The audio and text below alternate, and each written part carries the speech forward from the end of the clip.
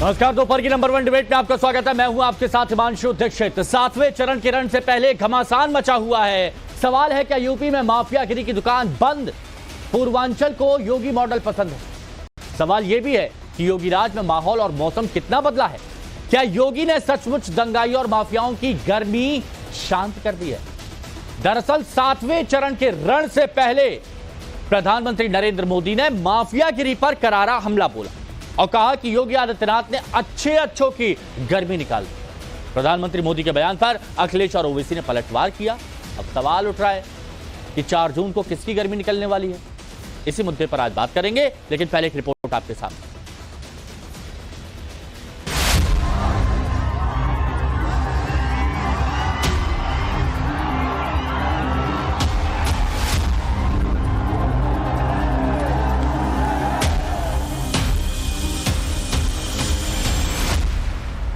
जब से योगी जी आए हैं, माहौल ही बदल गया, मौसम भी बदल गया। हमारे योगी जी तो अच्छों की गर्मी उतारने में एक्सपर्ट है। अब माफियाओं की मौज खत्म हुई है।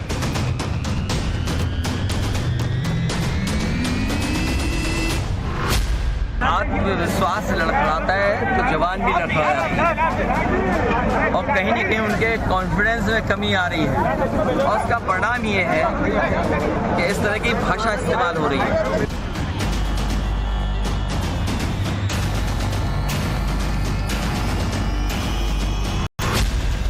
मोदी जी, आप अहंकार का शिकार हो चुके हैं। आप गुरूर में डूब कर बोल रहे हैं। लोकसभा चुनाव के आखिरी और 7वें चरण का रण बचा हुआ है। 7वें चरण में 57 सीटों पर मतदान होना है, जिसके लिए सारी पार्टियों ने पूरा जोर लगा दिया है। यूपी की रैली में प्रधानमंत्री ने माफियाओं को निशाने पर लिया और कहा कि यूपी में योगी जी आए तो मौसम भी बदला, माहौल भी बदला, क्योंकि योगी जी अच्छों की गर्मी निकालने में माहिर है।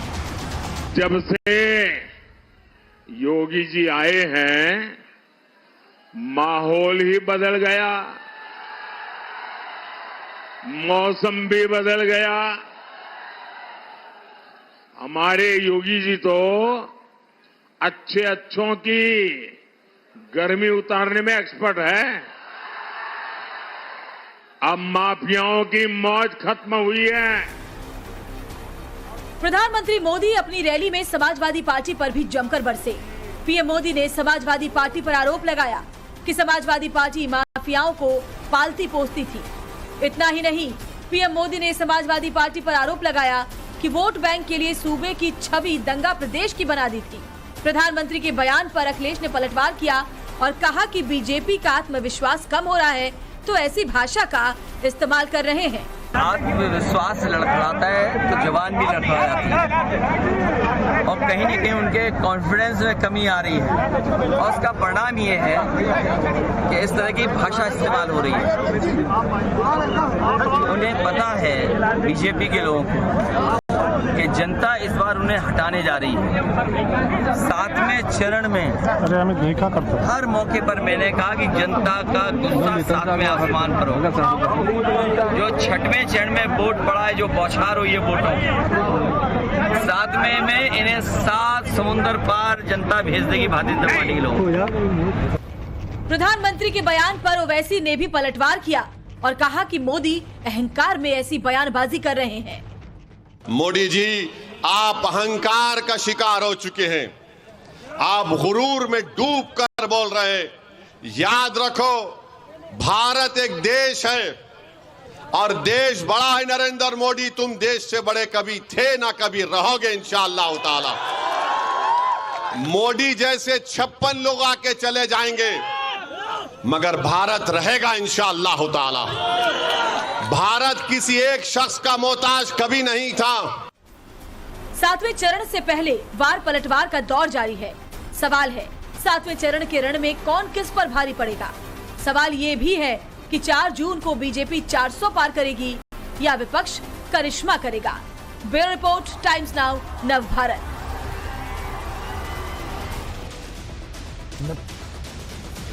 और देखिए, जो मेहमान हमारे साथ जुड़े हैं उन मेहमानों से हम आपको मिलवाते हैं। हमारे साथ सूर्य प्रकाश मैथिली जी, राजनीतिक विश्लेषक जुड़े हुए हैं, एसएन सिंह साहब बीजेपी प्रवक्ता हमारे साथ जुड़े हुए हैं, धर्मेंद्र यादव समाजवादी पार्टी के प्रवक्ता जुड़े हुए हैं, दानिश कुरैशी जी हमारे साथ एआईएमआईएम के प्रवक्ता जुड़े हुए हैं। आप सभी का बहुत बहुत स्वागत है। एसएन सिंह साहब, आत्मविश्वास जब लड़खड़ाता है तो जुबान भी लड़खड़ा जाती है, मानते हैं क्या आप? हिमांशु जी, सही बात कहा। आज जो है इस तरह से उत्तर प्रदेश की जनता ने इस हैसियत में समाजवादी पार्टी को लिया दिया है कि वो कुछ भी बोल रहे हैं भाई। आज देखिए, मौसम की गर्मी 4 ही महीने पहले मेरे को ये बताइए, क्या इस बात से इत्तेफाक रखते हैं जब आत्मविश्वास लड़खड़ाता है तो जुबान भी लड़खड़ा जाती है? नहीं, कुछ लोग नशे में होते हैं, उनकी जरूर लड़खड़ा जाती है, क्योंकि उसके बहुत सारे कारण होते हैं। जो नशा होता है वो नशा जब तक रहता है उस तरह से बोलते हैं, लेकिन 4 जून के बाद इनका ये नशा उतर जाएगा और जुबान ठीक हो जाएगी। भाई, आप विधानसभा के चुनाव में भी देखे होंगे, तो बीजेपी के नेताओं की भी जुबान ठीक हो जाएगी क्या 4 जून के बाद?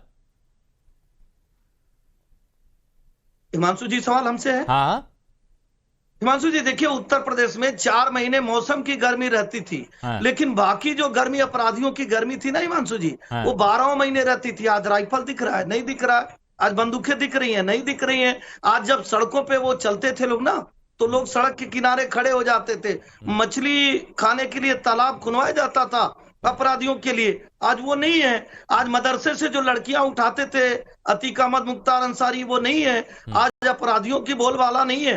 अपराधियों की, हिमांशु जी, कमर टेढ़ी हो गई है, और जो साधारण आदमी है वो सड़क पर सीना चौड़ा करके चल रहा। यही योगी जी कह रहे हैं कि आप देखिए, यही मोदी जी कह रहे हैं, यही उत्तर प्रदेश है जहां मऊ मुजफ्फरनगर के दंगे होते थे, बुलंदशहर बदायूं के दुष्कर्म होते थे, जहां रामवृक्ष यादव जैसा कांड होता था, जहां सिमी का समर्थन होता था। ये अच्छी बात है, ये अच्छी बात है। अब ये दंगे नहीं होते हैं, और ये आंकड़े भी इस बात की गवाही देते हैं कि दंगे नहीं होते हैं। ये अच्छी बात है, लेकिन इस तरह की भाषा इस्तेमाल करना ये सही है?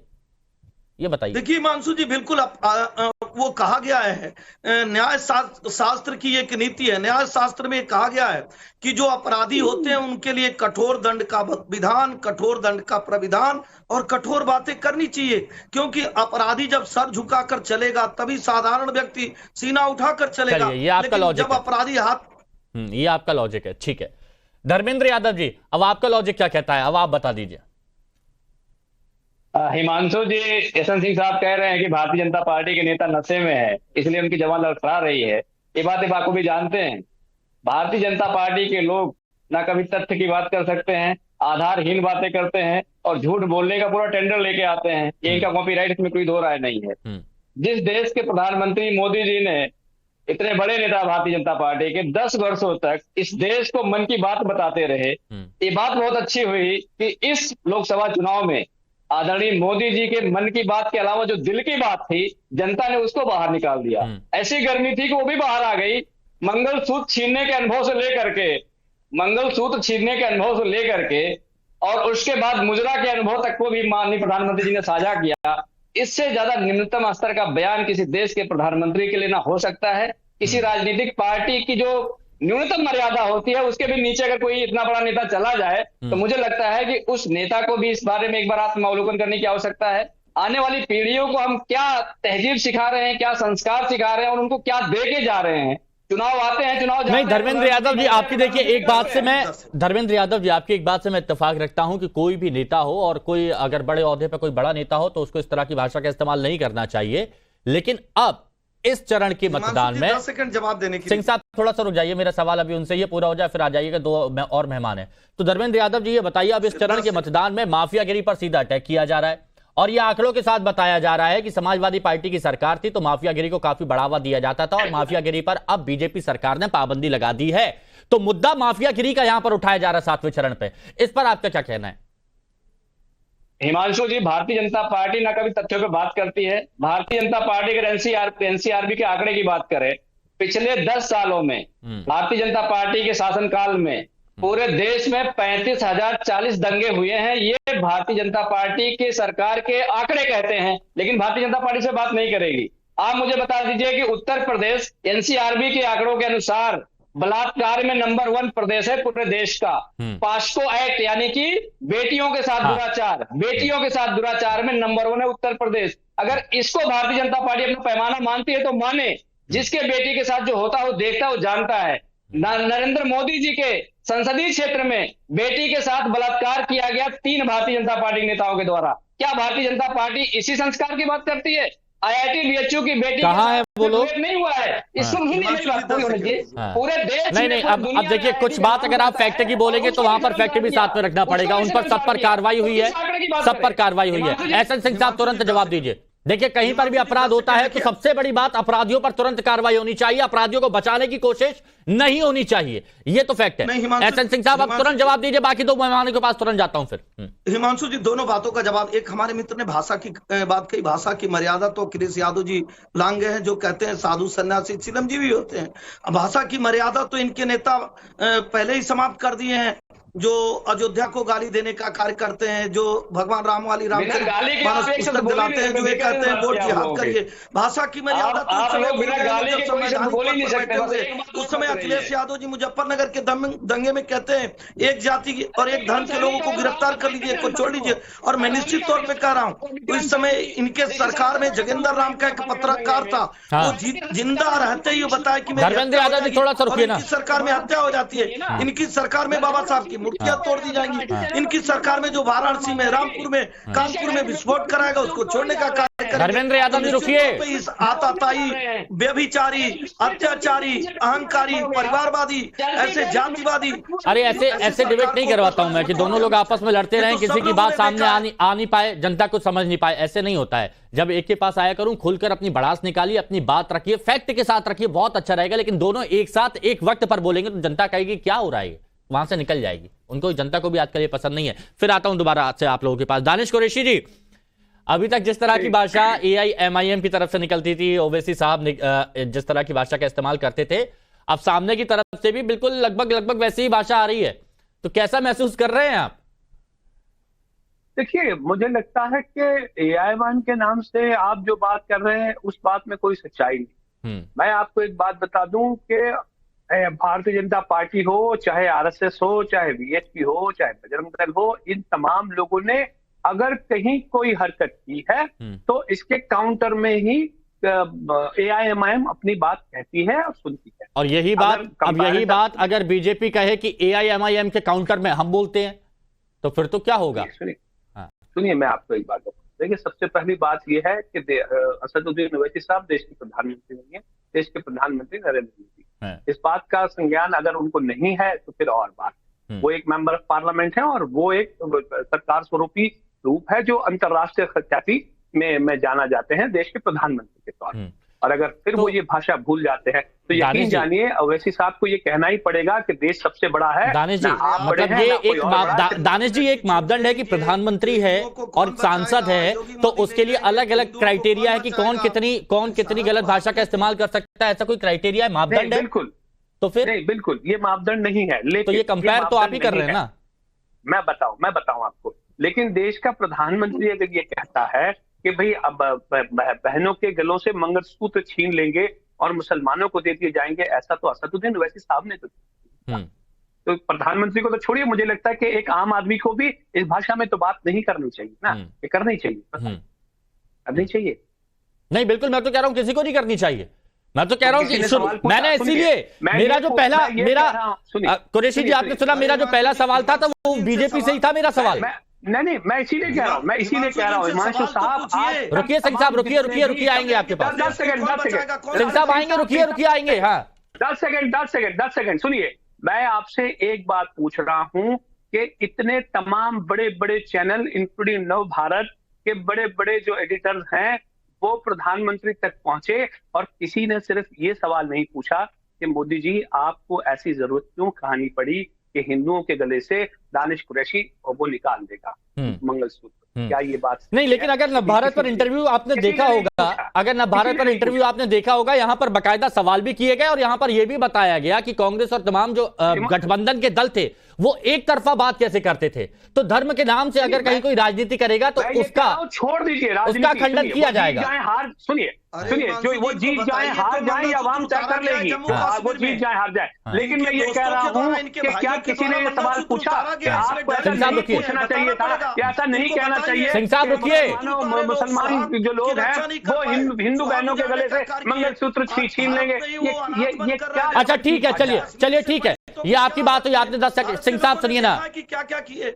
आज भारतीय जनता पार्टी की सरकार नहीं रहती। सिंह साहब, माना आप प्रवक्ता हैं, माना आप प्रवक्ता हैं, लेकिन थोड़ा सा वक्त उतारने का कार्य सभी को मौका बराबर का दीजिए। आप लीड कर रहे हैं भाई, आप सत्ता में हैं, तो थोड़ा सा सबको बोलने का अधिकार दीजिए। थोड़ा सा आधार सिंह साहब, देखिए आप अच्छा एक मिनट, बड़े बुजुर्ग हैं, नहीं, मुझे ये बता दीजिए कि आपकी गरिमा इसकी इजाजत देती है? मैं ये पूछ रहा हूँ, छोड़िए मोदी जी को, क्या आपकी गरिमा इसकी इजाजत देती है कि आपने कभी ऐसा कोई शब्द इस्तेमाल किया है? व्यक्तिगत तौर पर मैं आपसे पूछ रहा हूँ, चलिए बताइए। सिंह साहब, मेरे नॉलेज में शायद नहीं है। आपके दोस्तों के द्वारा ये कहा जाना कि हाथ अरे सहयोगी की बात छोड़िए, मैं व्यक्तिगत तौर पर कह रहा हूँ, मैं अपनी बात करता हूँ और मैं मनसे बात करता हूँ। आप बीजेपी के प्रवक्ता हैं और मैं हूँ, मुझे आपसे पूछता हूँ कि क्या आप इस भाषा में आपके किसी मुसलमान मित्र से? सुनिए, कोई सुन नहीं रहा, सुनने के लिए कोई जवाब तो देना। चलिए सूर्य प्रकाश जी, अब आपके पास, प्लीज सब लोग शांत हो जाइए। सिंह साहब रुकिए, सिंह साहब रुक जाइए, दानिश जी आप भी रुक जाइए। अब सूर्य प्रकाश जी, अब ये बताइए, ये क्यों इस तरह की बहसबाजी की जा रही है दोनों तरफ से? धन्यवाद। पहले तो आपको और पूरे देश को भारत माता की जय, वंदे मातरम। और हिमांशु दीक्षित जी, अभी मैंने बहुत अच्छे शब्द आज AIMIM के प्रवक्ता के मुंह से सुने और समाजवादी पार्टी के प्रवक्ता से सुने, तो मुझे वो 4 लाइनें याद आ गई हैं आज। कि नजर नहीं है नजारों की बात करते हैं और ये जमीन पर चांद तारों की बात करते हैं। कल तक हाथ जोड़कर बस्तियां लूटने वाले आज भरी सभा में सुधारों की बात करते हैं। अरे वाह। आप देखिए, दानिश भाई कह रहे हैं नैतिकता और गरिमा, और ये जो जो समाजवादी पार्टी के प्रवक्ता है वो कह रहे हैं कि शब्दों की मर्यादा रखनी चाहिए। अरे मेरे भाई, मुझे इतना तो बताओ कि आपकी पार्टी थी ना, आपकी के वो छोटे उबैसी थे ना, जो कहते थे 15 मिनट के लिए जरा हटा दो पुलिस को, पता चल जाएगा किसमें कितना दम है। और हमारी माधवी लता ने इतना ही तो कह दिया कि 15 सेकंड के लिए भी हटा दी तो छोटू गायब हो जाएगा, तो उसमें आप लोगों ने बवाल मचा दिया। देखिए, सैफई के अंदर जो ये नाच कराते थे, हजारों करोड़ रुपया, माधवी लता ने नहीं कहा, मैं आपके बीच में नहीं बोला, थोड़ा आप गरिमा जो शब्द बोला है ना, उसका सम्मान दो, शांति से नहीं, सूर्य प्रकाश जी एक छोटा सा करेक्शन यहाँ पर कर रहे थे कि वो माधवी लता की तरफ से नहीं कहा गया, वो नवनीत राणा की तरफ से कहा गया था। हाँ ठीक है।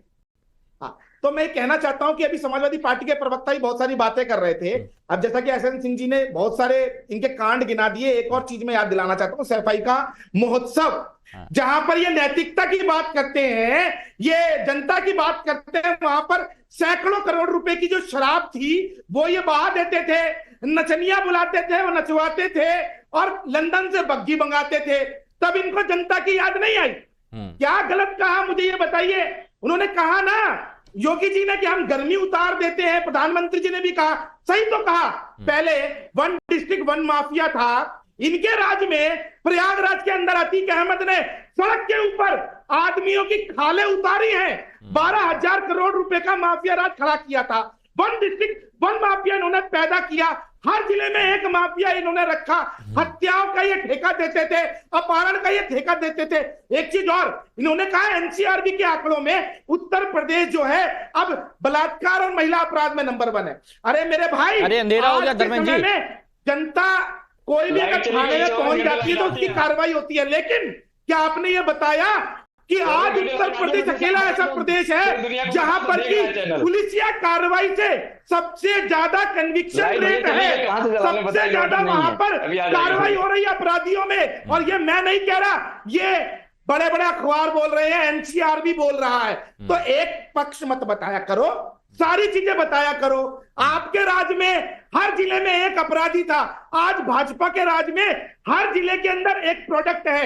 एक महत्वपूर्ण बात और, दीक्षित जी सुनिए, आज उत्तर प्रदेश भारत की दूसरी बड़ी अर्थव्यवस्था बन गया है। अच्छा, लेकिन मेरे को ये बताइए सूर्य प्रकाश जी, हालांकि ये बीजेपी से सवाल पूछना चाहिए, हालांकि ये एसएन सिंह साहब से सवाल पूछना चाहिए, लेकिन ये पॉइंट दानिश जी ने भी उठाया, धर्मेंद्र यादव जी ने भी उठाया कि एनसीआरबी के आंकड़े क्या कहते हैं, बलात्कार के आंकड़े क्या कहते हैं, यूपी को नंबर 1 राज्य बताया जाता है अभी भी। ये पॉइंट बहुत बार विपक्ष की तरफ से उठाया जाता है। नहीं, मैं बता देता हूं। देखिए, राजस्थान के अंदर जब बलात्कार में नंबर 1 था, नाबालिग रेपों में नंबर 1 था और नाबालिगों के प्रति अपराध में नंबर 1 था, तब तो इन्होंने प्रश्न नहीं पूछा, क्योंकि वहां पर तो एफआईआर भी बड़ी मुश्किल से रजिस्टर्ड होती थी, तब जाके वो नंबर 1 था। लेकिन मुझे लगा भौगोलिक दृष्टि की आप बात करेंगे। सुनिए, उत्तर प्रदेश के अंदर जब इनकी कांग्रेस की सरकार तब की बात, उत्तर प्रदेश के अंदर जो कन्विक्शन रेट है पूरे देश में सबसे ज्यादा कन्विक्शन रेट है, ये मैं आपको बता दूं। सबसे कम समय में चार्जशीट वहां पे दाखिल होती है। धर्मेंद्र यादव जी रोशनी आ गई, धर्मेंद्र यादव जी रोशनी आ गई। मैंने अभी धर्मेंद्र यादव जी आपको स्क्रीन से इसलिए हटाया क्योंकि अंधेरे में आप लोग अच्छे नहीं लगते, चमकते हुए दिखना चाहिए। विपक्ष अच्छा चमकता हुआ दिखेगा तो अच्छा दिखेगा। अभी अंधेरे में ही रहने वाले हैं। अरे नहीं। अच्छा धर्मेंद्र यादव जी, ये देखिए, ये पॉइंट सूर्य प्रकाश जी ने उठाया। और नव भारत के रिपोर्टर जब जगह जगह जाते हैं, जब मतदान होता है तो वहां पर आम लोगों से पूछते हैं कि आपके जहन में मुद्दा क्या है जब आप मतदान करने जा रहे हैं, तो उनके मन से एक बात निकलती है, महिलाओं के मन से ज्यादातर, कि वो सुरक्षित महसूस करती हैं। अपराध कम हुआ है उत्तर प्रदेश में, अब कानून पर भरोसा पहले से ज्यादा बढ़ गया है। और ये पॉइंट फिर से अंधेरा हो गया। चलिए कोई नहीं, बोलिए धर्मेंद्र। हाँ बोलिए धर्मेंद्र जी। आपका सवाल मैंने सुन लिया, अगर इजाजत हो मैं जवाब दूं। बिल्कुल बिल्कुल बोलिए। आवाज जा रही है? हाँ जी, आ रही है। आप पहले 24 घंटे बिजली देने का वादा करती है और आपने खुद देखा अपने शो के दौरान कितनी बार बिजली गई है। ये भारतीय जनता पार्टी के सिंह साहब ये पॉइंट उठाइएगा, सिंह साहब ये पॉइंट उठाइएगा। सुन लीजिए, यही मैं कह रहा हूँ। हाँ, भारतीय जनता पार्टी की सरकार, सूर्य प्रकाश जी एक मिनट प्लीज, सूर्य प्रकाश जी रुकिए। खंभों पे तारों पे कपड़े, समाजवादी पार्टी। अरे नहीं सिंह साहब, देखिए ना सिंह साहब, ये तो सामने की बात है ना, सामने हुआ ना ये। अच्छा रुकिए, पहले बोलने दीजिए उन्हें, धर्मेंद्र यादव जी को वहां। अच्छा दीक्षित जी, अगर लेकिन बहुत इंपॉर्टेंट मैंने सवाल पूछा, उसका जवाब बहुत जरूरी है, इसलिए प्लीज बोलने दीजिए धर्मेंद्र यादव जी को। अपराध, कानून, सुरक्षा का भाव, किसी भी स्टेट के अपराध और कानून का जो पैमाना होता है एनसीआरबी का आंकड़ा होता है। मैंने आपको आंकड़े बताए। मैंने बताया कि महिलाओं से रेप के मामले में उत्तर प्रदेश नंबर 1 है। ये बात कोई झुठला नहीं सकता। एसएन सिंह साहब चिल्ला देंगे, इसका मतलब नहीं आंकड़ा मिट जाएगा। मैथिल साहब चिल्ला देंगे, आंकड़ा नहीं मिट जाएगा। पास्को के तहत जो मामले दर्ज होते हैं उसमें उत्तर प्रदेश नंबर 1 है। यानी कि बेटियों के साथ अपराध में नंबर 1 है। क्या उसको आप मिटा दोगे? अरे तो सुनो तो पहले, अरे बुलडोजर कहाँ चला गया भाई? एनसीआरबी के आंकड़े तो मानोगे? मैथिल साहब एनसीआरबी के आंकड़े मानो आप। कि उत्तर प्रदेश ये मोदी जी के आंकड़े हैं, हमारे एफआईआर होती है, मोदी जी की बात नहीं मानोगे आप। कार्रवाई होती है, अरे मोदी जी की अपराधी जेल में जाता है। अब सुन लो पहले, अरे सुनो तो सही। कोर्ट बहुत आपने चीखने से कानून नहीं काम करता भाई। एक मिनट। अच्छा चीखने से एक और पॉइंट, इनको पहले चुप कराइए।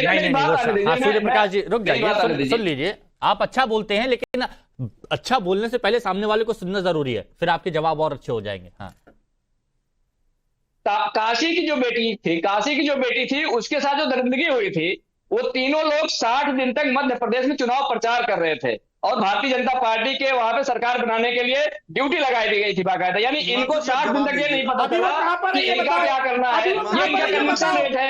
आप बिलबिला क्यों जाते हैं भाई? आप बिलबिला क्यों जाते हैं? लेकिन गायत्री प्रजापति के ऊपर तो एफआईआर करने के लिए हाई कोर्ट के द्वारा ही ऑर्डर दिया गया। सुनिए ना धर्मेंद्र यादव जी, एक पॉइंट यहां पर उठ रहा है। धर्मेंद्र यादव जी, एक पॉइंट यहां पर उठ रहा है। मुख्यमंत्री योगी आदित्यनाथ बोलते हैं कि अगर किसी बहन बेटी के साथ कहीं कोई छेड़छाड़ करता है तो अगले मोड़ पर उसका सामना यमराज से हो जाता है। कार्रवाई होती है, कई एनकाउंटर होते हैं, फिर समाजवादी पार्टी के नेता, कांग्रेस के नेता कहते हैं ये फर्जी एनकाउंटर कर रहे हैं, ये किसी को भी ठोक देते हैं, किसी के साथ भी कुछ भी कर देते हैं। तो इस पर भी थोड़ा सा स्टैंड क्लियर कीजिए ना धर्मेंद्र जी। हिमांशु जी देखिए मेरी बात सुनिए, जो फर्जी इनकाउंटर है, हिमांशु जी जो फर्जी इनकाउंटर की लिस्ट है और जो आपके पास कस्टोडियल डेथ की जानकारी है, ये एनसीआरबी का आंकड़ा ही कहता है कि उत्तर प्रदेश फर्जी इनकाउंटर में नंबर 1 है। ये समाजवादी पार्टी नहीं कह रही है, एनसीआरबी के आंकड़े को कहां से लेकर आ रहे हैं? अब सुनिए तो कस्टोडियल डेथ नंबर 1 है, ये मानवाधिकार की रिपोर्ट कहता है। मतलब अगर कार्रवाई हो तो आपको आपत्ति? सरकार के संस्थाओं, अरे एक करके प्लीज, एक मिनट प्लीज, सूर्य प्रकाश जी एक मिनट। हाँ ठीक है, एसएन सिंह साहब जवाब दीजिए। देखिए मैं कह रहा हूं कि पूरी पब्लिक देख रही होगी टाइम्स नाउ के माध्यम से कि अब भी समाजवादी पार्टी अपने चरित्र को बदलने के लिए तैयार नहीं है। अरे भैया, इनके गुंडे दिन में व्यापारियों का अपहरण करते थे, इनके दोस्त मेरठ में लड़कियां पसंद करके बुलाते थे, इनके एक दोस्त जो जन्नत की हवा खा रहे थे कमर, वो मदरसे से लड़कियों को बुलाते थे। 190 इनकाउंटर धर्मेंद्र यादव जी, आप सुनते रहिए, बात करें 190 इनकाउंटर, 65,000 लोगों पर गैंगस्टर एक्ट की कार्रवाई हुई है, 650 लोगों पर एनएचए लगा है। धर्मेंद्र यादव जी सुनिए ना, आपने सवाल उठाए तो जवाब लीजिए, थोड़ा सुनिए प्लीज, अच्छे से दर्शकों तक पहुंचने दीजिए आवाज। कपिला हो, मोती सिंह हो, मनीष सिंह हो, किसी के ऊपर हुआ है। आकाश जाट किस जात से आते हैं, कुंटू सिंह किस जात से आते हैं, सुभाष ठाकुर किस जात से आते हैं, आकाश कसाना किस जात से आते हैं। तो आप लोगों को एक नैरेटिव चलाना है, लेकिन उत्तर प्रदेश की जनता जान रही है कि पूज्य योगी आदित्यनाथ जी की सरकार में कार्रवाई होती है। अच्छा ठीक है, ठीक है, खैर ये तो ये देखिए, जब मैं खुलकर सवाल उठाता हूं तो मैं खुलकर ये भी कहता हूं कहीं पर कोई काम हो रहा है तो वो अच्छा है, और ये जनता खुद कहती है जब हम लोग जाते हैं उनसे बात करें। दानिश कुरैशी जी कुछ बोलना चाह रहे थे, प्लीज बोलिए। 1 मिनट धर्मेंद्र यादव जी। दानिश जी देखिए मैं आपको बताऊं, देखिए सिंह साहब को इस बात का क्लैरिफिकेशन करना चाहिए जो अभी आपने स्टेटमेंट दिया कि अगर कोई घटना घटती है तो अगले मोड़ पर यमराज से मुलाकात करना है। देखिए ये जो भाषा है ये एक गैंगस्टर की भाषा है, किसी एक मुख्यमंत्री की ऐसी भाषा नहीं हो सकती। तो सबसे पहले तो समाज, देखिए इंटरप्ट मत करिए सिंह साहब, इंटरप्ट मत करिए सिंह साहब, आप बुजुर्ग हैं। सुप्रीम कोर्ट ने फैसला दिया भगवान राम के मंदिर बनाने का, अपने काम नहीं मानते, आपकी भाषा ठीक है। ये सुनिए ना, ये AIMIM के जो प्रवक्ता है उनको अपनी बात रखने दीजिए। सिंह साहब संविधान आपने अपनी बात रखी, उनको अपनी बात बोलने का अधिकार है। CNRC को नहीं मानेंगे। सिंह साहब सुनिए, आपको और भारत में ऐसी भाषा नहीं चलेगी। सिंह साहब सुनिए, धर्मांतरण अब भारत में कैसी भाषा चलेगी जनता को डिसाइड करने दीजिए, आप डिसाइड नहीं करेंगे, है ना। दानिश जी बोलिए, सिंह साहब की आवाज डाउन करिए प्लीज। देखिए सवाल यहाँ ये है कि देश में, प्रदेश में कानून का राज है, कानून की व्यवस्था होनी चाहिए। सबसे पहले मुझे लगता है कि प्रदेश के मुखिया जो हैं, उत्तर प्रदेश के मुख्यमंत्री, उनको लोगों को इस बात का विश्वास दिलाना चाहिए, महिलाओं को भी और पुरुषों को भी। पुरुषों को नारी का सम्मान किस तरह से उसमें इजाफा हो उसकी कोशिश करनी चाहिए, बजाय इसके इस तरीके की घटना। फिर भी अगर कोई घटना घट जाती है अफसोसनाक, तो उस पर सख्त से सख्त कानूनी कार्रवाई होनी चाहिए। ये बहुत जरूरी है, सख्त से सख्त कार्रवाई होनी चाहिए, और इसीलिए जनता को डिसाइड करना है कि जनता क्या भरोसा करती है कानून व्यवस्था पर या नहीं। बहुत बहुत शुक्रिया आप सभी का हमारे साथ जुड़ने